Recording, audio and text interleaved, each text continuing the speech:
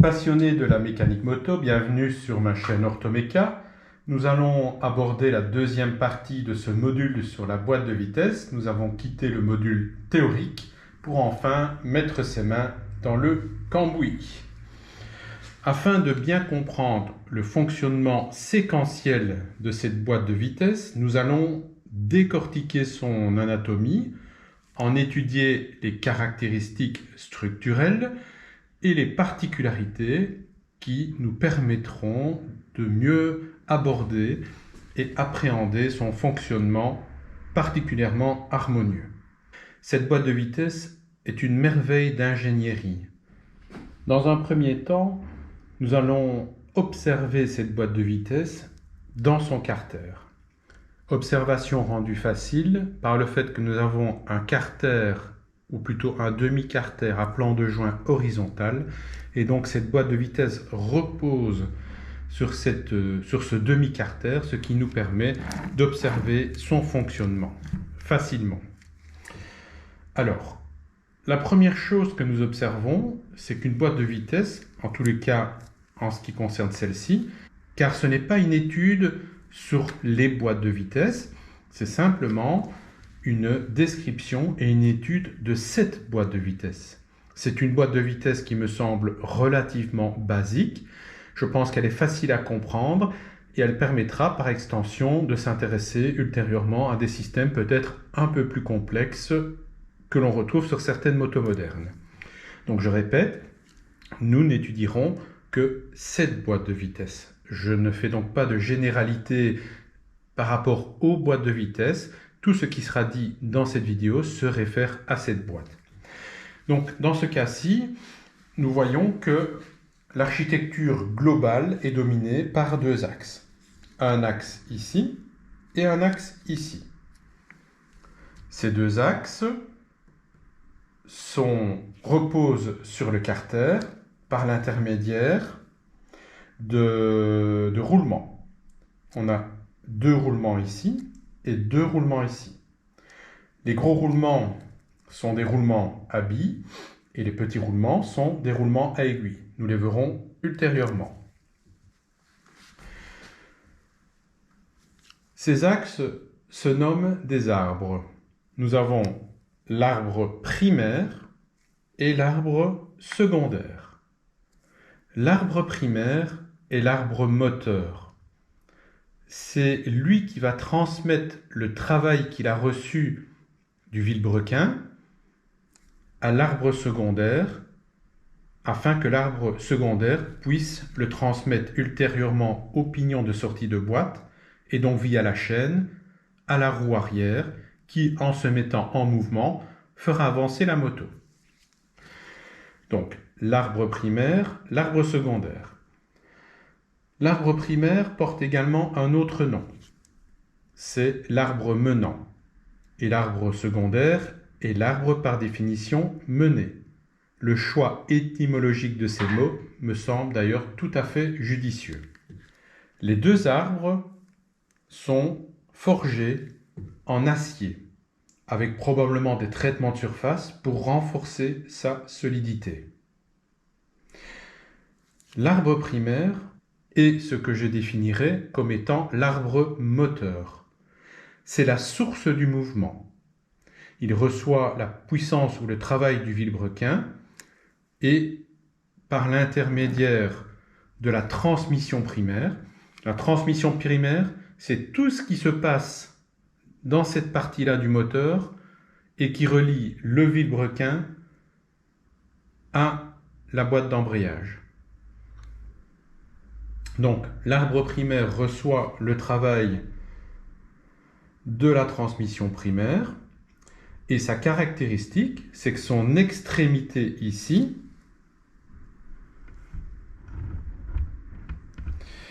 elle est raccordée à la boîte d'embrayage qui, je vous le rappelle, et je vous réfère d'ailleurs à la vidéo sur la boîte d'embrayage, est un système qui permet d'accoupler ou de désaccoupler la transmission du travail du vilebrequin. Donc, l'extrémité de l'arbre primaire est raccordée à la boîte d'embrayage. L'arbre secondaire ou l'arbre mené, quant à lui, a la même composition que l'arbre primaire, mis à part qu'à son extrémité opposée se trouve le pignon de sortie de boîte de vitesse. C'est dans ce pignon que la chaîne va s'engrainer et donc la chaîne de la transmission secondaire qui va transmettre à la roue le mouvement de rotation. De manière à transmettre la rotation de l'arbre menant à l'arbre mené ou de l'arbre primaire à l'arbre secondaire, il va falloir un système qui les relie l'un à l'autre. C'est un système d'engrenage. L'engrenage est composé chaque fois de deux pignons, un pignon menant et un pignon mené. Tous les pignons sur l'arbre primaire ou menant se nomment des pignons menants. Tous les pignons sur l'arbre secondaire ou arbre mené sont des pignons menés. Donc un pignon menant est toujours en prise avec un pignon mené. Chaque couple de pignons, chaque engrenage est un rapport. Sur cette moto, nous avons donc un couple, deux couples, trois couples, quatre couples, 5 couples, 6 couples. C'est donc une boîte à 6 rapports. Suite au module théorique de la partie 1 sur la boîte d'embrayage, il vous est maintenant évident de comprendre la raison pour laquelle il y a des tailles de pignons différentes. Vous vous rappelez que pour le démarrage d'une moto, il faut du couple et une démultiplication, obtenue par un petit pignon menant et un grand pignon mené. Ce pignon sur l'arbre primaire étant le plus petit, ce pignon sur l'arbre secondaire étant le plus grand, nous avons le plus grand couple, c'est donc le premier rapport de la boîte de vitesse. Nous allons chercher le pignon un petit peu plus grand que le pignon de première, il se trouve ici, avec d'ailleurs un pignon sur l'arbre mené un peu plus petit que le pignon mené de la première vitesse, du premier rapport. C'est donc la deuxième. Nous avons donc le premier rapport, le deuxième rapport, le troisième rapport, le quatrième rapport, le cinquième rapport et le sixième rapport. Pour poursuivre la démonstration, nous allons maintenant essayer de décrire ce que j'appellerais l'anatomie structurelle, c'est-à-dire l'architecture structurelle des différents composants de cette boîte de vitesse. Pour cela, nous allons faire cette étude hors carter. Alors vous allez voir qu'il est très facile de sortir les deux arbres avec leurs pignons.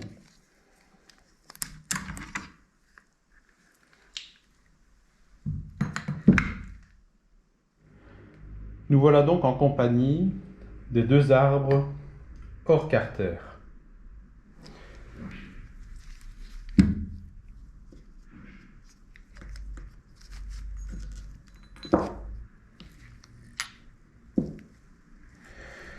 Sur ces arbres, nous l'avons évoqué tout à l'heure, nous observons deux zones.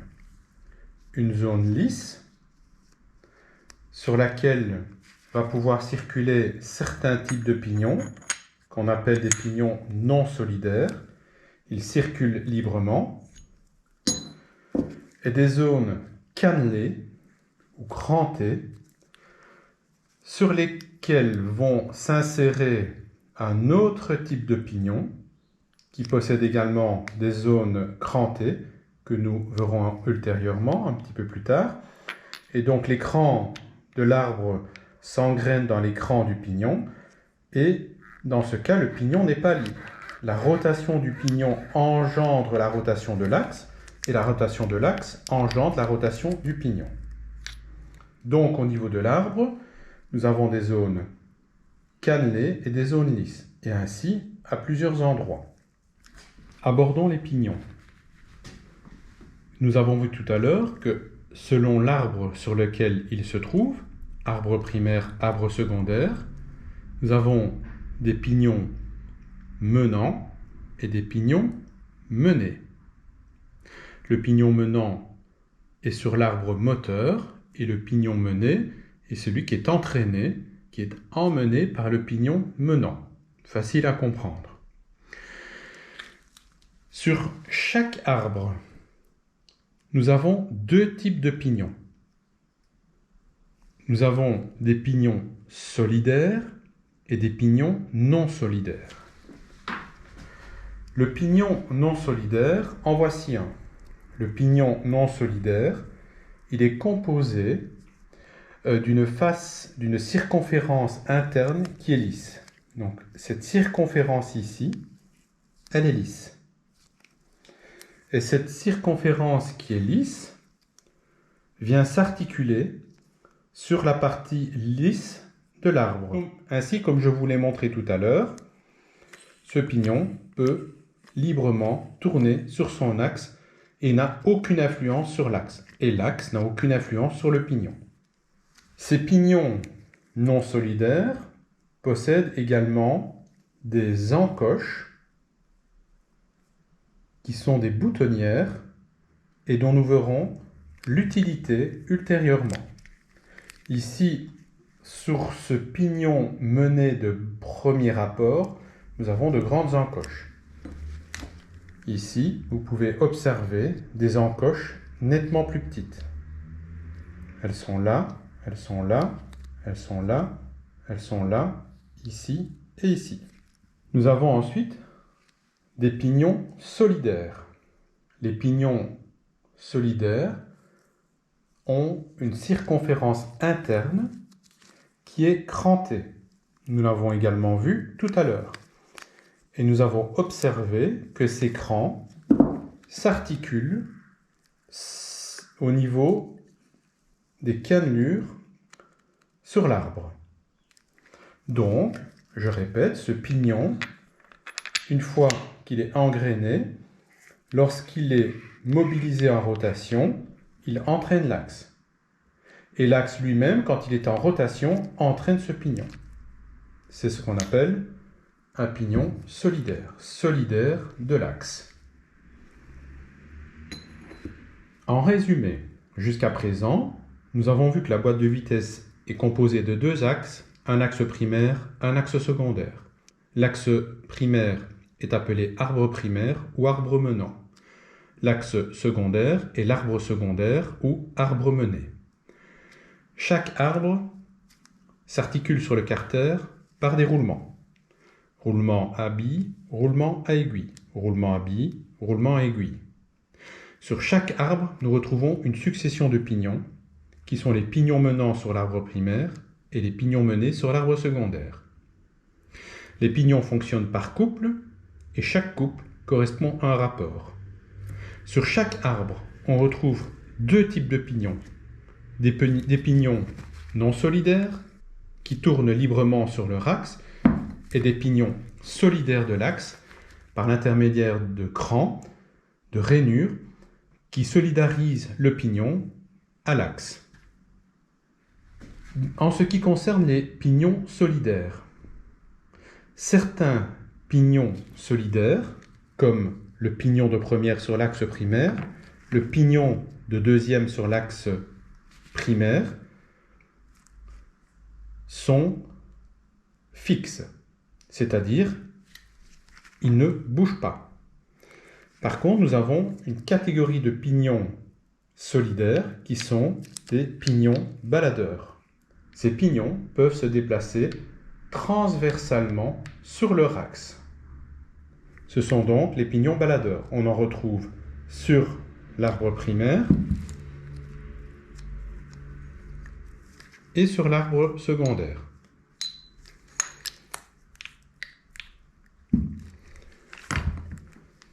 Ce sont ces fameux pignons baladeurs qui vont permettre le passage d'un rapport à l'autre. C'est par l'intermédiaire de cette mobilisation des pignons que les rapports peuvent être passés de l'un à l'autre. Et comment se balade-t-il de gauche à droite? Par l'intermédiaire de fourchettes. Les fourchettes, ce sont ces structures que l'on retrouve. Et l'échancrure de la fourchette vient s'insérer dans la rainure qui se trouve ici et ici pour l'arbre secondaire et ici pour l'arbre primaire. Dans cette boîte de vitesse, nous n'avons qu'une seule fourchette sur l'arbre primaire et 2 sur l'arbre secondaire pour chaque pignon baladeur.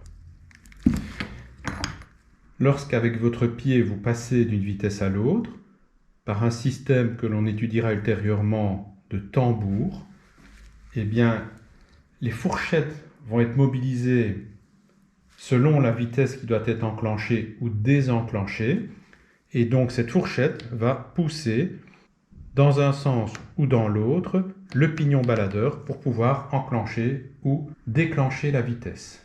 Les pignons baladeurs ont également une particularité. Ils sont composés de plots. Ces plots se nomment des crabeaux. Et ces crabeaux, en fait, viennent s'engrainer, on dit se craboter, dans les boutonnières au niveau des pignons non solidaires. Voilà. Et donc, comme le pignon solidaire vient s'engrainer dans un pignon non solidaire, ils vont s'accoupler et de ce fait, le pignon non solidaire va permettre de transmettre sa rotation à l'arbre, ce qui n'est pas possible quand il n'est pas craboté.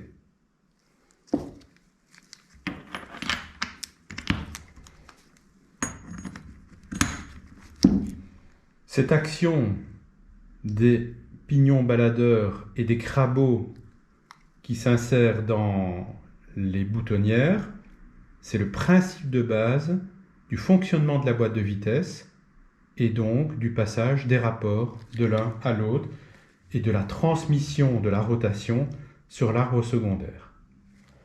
Les roulements. Nous avons ici un plus petit roulement qui est un roulement à aiguille.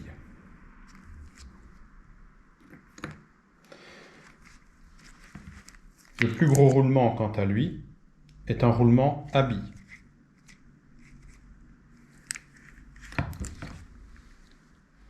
Ainsi, nous voilà de retour sur la boîte de vitesse dans le carter.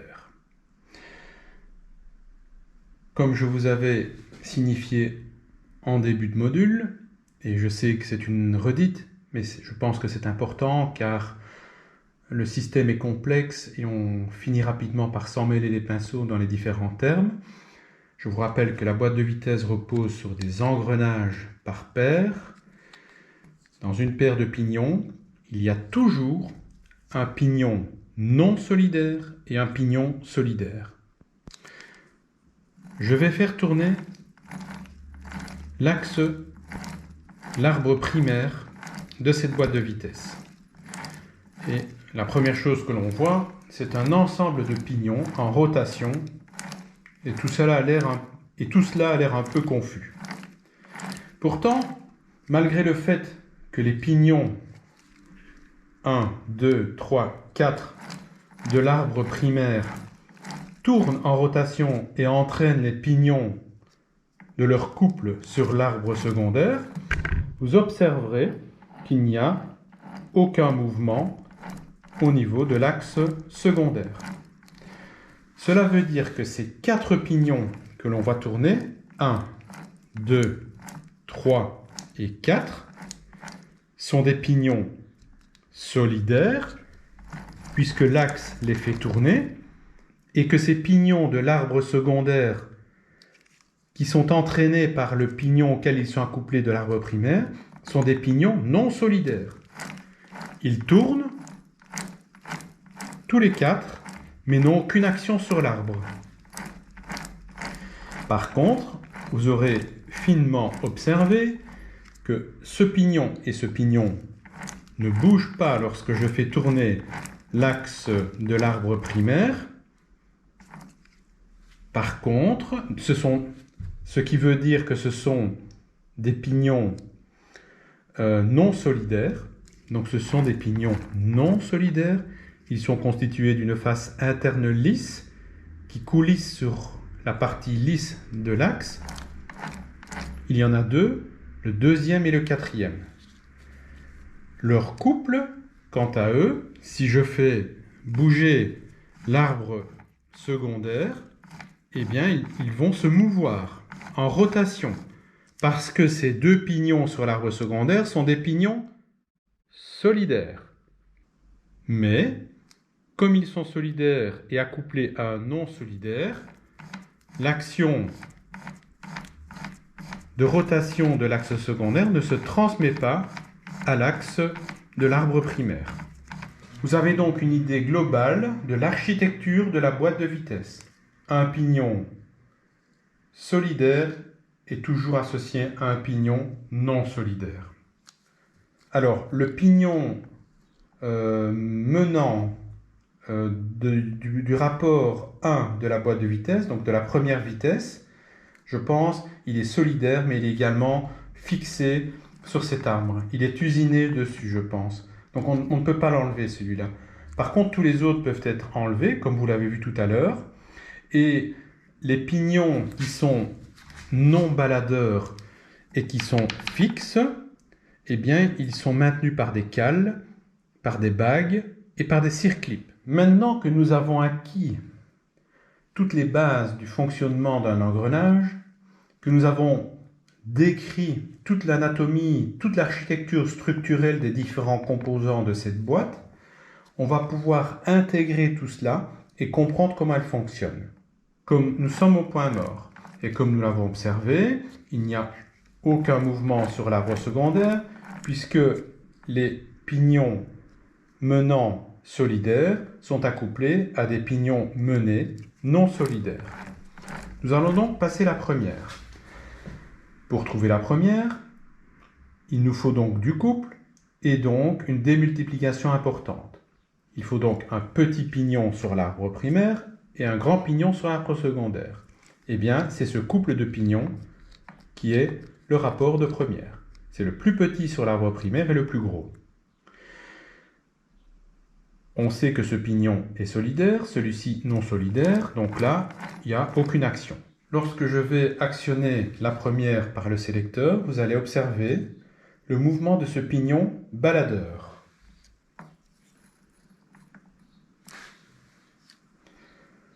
Attention, regardez-le. Vous l'avez vu se latéraliser dans ce sens-là, vers votre droite. Lorsque je reviens au point mort, le pignon est ressorti. Ce qui se passe, c'est que ce pignon, lorsque l'on passe la première, vient se craboter dans celui-ci. Donc les crabots de ce pignon viennent s'emmancher dans les boutonnières du pignon mené du premier rapport. Et donc, ce couple de pignons va permettre de transmettre la rotation, puisque celui-ci est solidaire de l'axe.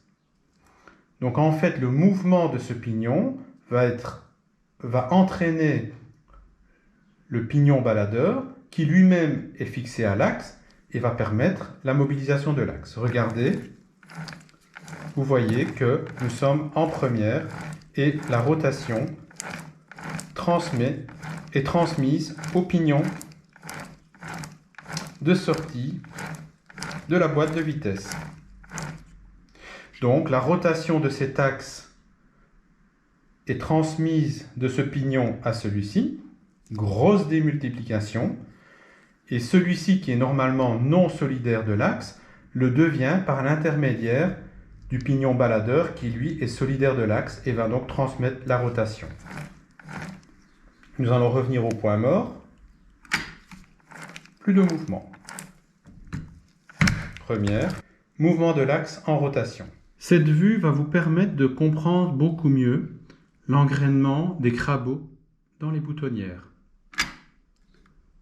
La première est désenclenchée, la première est enclenchée. La première est désenclenchée, nous sommes au point mort, on enclenche la première. Et vous voyez bien et vous pouvez observer que grâce à l'action du crabot, le pignon non solidaire de premier entraîne le pignon baladeur qui est fixé à l'axe.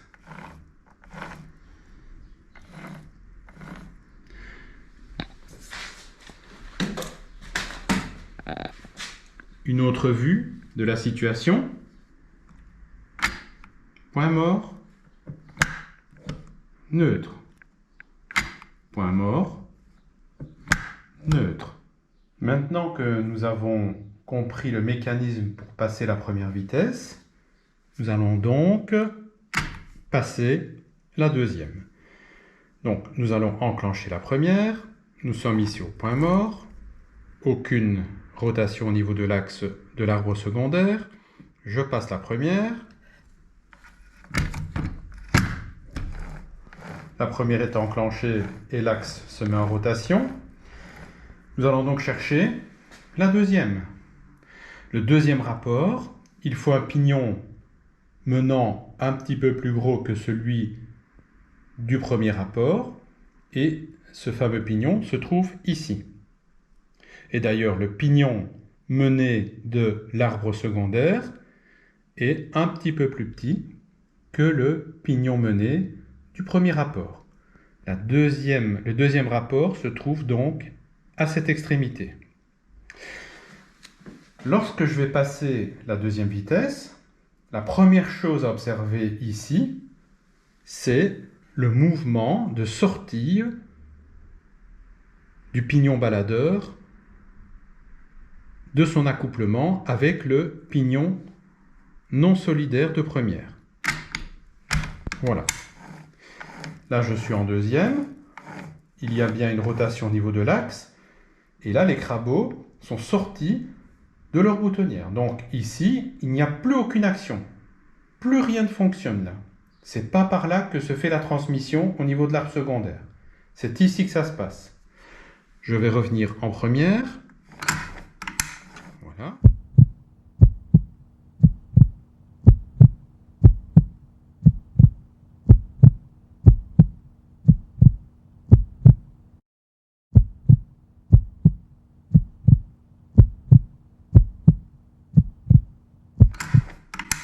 Voilà. Donc nous revenons à la situation en première où ce pignon baladeur est associé à ce pignon mené de première, et donc pour l'instant la rotation passe par le rapport de première. Nous avons ici un deuxième pignon baladeur qui est un pignon solidaire, et quand je vais actionner la deuxième, pendant que ce pignon se désaccouple, celui-ci va s'accoupler au pignon mené du deuxième rapport. Observez bien. Voilà. Ici, l'accouplement s'est fait. Donc la rotation de l'arbre est transmise à ce pignon qui est accouplé à celui-ci. Celui-ci est devenu solidaire de l'arbre secondaire grâce à son accouplement avec le pignon baladeur qui lui est solidaire. Donc là on a le pignon non solidaire qui devient solidaire en s'accouplant avec ce pignon. Je redescends en première, désaccouplement de ce pignon, réaccouplement de celui-ci. Revenons au point mort, plus aucun mouvement au niveau de l'axe. Vous venez donc de comprendre comment on passe la première, la deuxième, et le reste est une suite logique. Le troisième rapport, nous allons donc chercher un pignon sur l'arbre primaire un peu plus grand que le rapport de deuxième, c'est celui-ci. Celui-ci est un pignon menant solidaire qui s'articule, qui s'engraine avec un pignon mené non solidaire, et donc c'est ce pignon baladeur qui va venir se craboter par l'intermédiaire des crabauds qui se trouvent ici. Donc on va passer la première, la deuxième, et maintenant vous allez voir ce pignon baladeur qui va venir se craboter à ce pignon non solidaire. Voilà. Troisième vitesse. Donc la rotation de l'arbre est transmise à ce pignon, qui la transmet à celui-ci, qui est devenu solidaire de l'arbre grâce au pignon baladeur qui est venu se craboter. La quatrième vitesse, le quatrième rapport, c'est celui-ci. Donc ce pignon menant est encore un peu plus grand que le pignon menant du rapport de troisième. Comme c'est un pignon qui est solidaire, il est accouplé à un pignon non solidaire sur l'arbre secondaire. Quand on va passer la quatrième, ce pignon baladeur va se désaccoupler. Par contre, celui-ci va venir s'accoupler, se craboter au pignon non solidaire. Attention, je passe la quatrième, observez bien ce qui se passe ici. Et voilà, la rotation est transmise à ce pignon, qui transmet la rotation à ce pignon, qui lui-même est accouplé au pignon baladeur solidaire de l'axe ou de l'arbre secondaire, et qui donc transmet la rotation en sortie au pignon de sortie. Alors, nous sommes donc en quatrième et nous voulons passer en cinquième. Actuellement, nous sommes sur un engrenage, sur un couple ici, qui rend solidaire l'axe secondaire grâce au pignon baladeur. Donc la première chose qui va se passer, c'est que le pignon baladeur va se désaccoupler du pignon non solidaire de quatrième, mais en même temps, il va falloir que ce pignon, qui normalement est non solidaire, se solidarise à l'axe primaire pour pouvoir transmettre la rotation à ce pignon qui est solidaire de l'arbre secondaire, et pour cela, ça se fait grâce à ce pignon baladeur. La même chose que ce qui se passe ici, mais sur l'arbre primaire. Regardez bien, nous allons passer la vitesse, et voilà. Ce pignon qui était non solidaire au point mort, je vais d'ailleurs le remettre au point mort. Je suis revenu au point mort pour bien comprendre le système. Vous vous rappelez que ces deux pignons sur l'arbre primaire sont non solidaires. Par contre, ces deux pignons sur l'arbre secondaire, celui-ci et celui-ci, sont solidaires. Donc, comme ceci est le rapport de cinquième, mais que ce pignon est non solidaire, il va falloir que ce pignon baladeur vienne se craboter, puisque celui-ci est solidaire de l'axe primaire, afin de permettre de le mettre en rotation et de transmettre la rotation à ce pignon qui, lui, est solidaire à l'axe secondaire et qui va enfin transmettre la rotation au pignon. Je repasse la première, la deuxième, la troisième, la quatrième, et c'est là que ça va se dérouler. Donc ce pignon baladeur va venir se craboter sur le pignon non solidaire de l'axe primaire. Attention, et voilà. Donc ici, nous avons le mouvement de l'axe primaire qui peut passer par ce pignon non solidaire parce qu'il est craboté au pignon baladeur qui est solidaire. Et pour la sixième, c'est exactement la même chose, sauf que ce pignon baladeur va passer sur le pignon non solidaire de sixième selon le même mécanisme. Et voilà. Sixième, cinquième, quatrième, troisième, deuxième, première, point mort. La boucle est bouclée. Nous avons enfin compris quels sont les mécanismes sous-jacents à une boîte de vitesse, l'aspect et le versant théorique qui permettent de comprendre la démultiplication, la surmultiplication, le rapport entre la démultiplication et le couple. Nous avons compris l'architecture structurelle des différents éléments de la boîte de vitesse et la manière dont ces pièces sont utilisées pour permettre le passage harmonieux d'un rapport à l'autre. Dans une prochaine vidéo, nous allons étudier le système qui permet le passage des rapports par l'intermédiaire des fourchettes et du tambour de sélection. Et enfin, dans la dernière vidéo, nous terminerons le démontage de ce moteur en nous attaquant au vilebrequin et à la transmission primaire. Je vous remercie, à très bientôt.